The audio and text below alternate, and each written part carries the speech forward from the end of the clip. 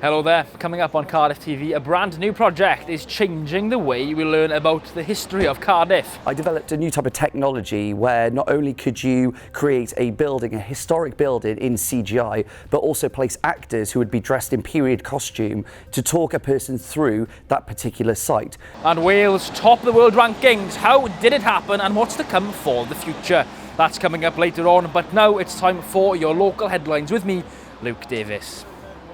Police have confirmed that a driver has died after a crash which took place on Cowbridge Road West, which involved a Nissan and an Audi at 2:40 p.m. on Friday. A 68-year-old woman from Cardiff who was driving the Nissan was taken to the University Hospital of Wales in Heath, but has now died. The 35-year-old man who was driving the Audi has been arrested on suspicion of causing death by careless driving. The 801 and 822 bus services are being withdrawn in early October as operator Nat Group says that they are not financially viable. It means 50 pupils at Bishop of Llandaff CIW High School as well would need to find another way of reaching the school.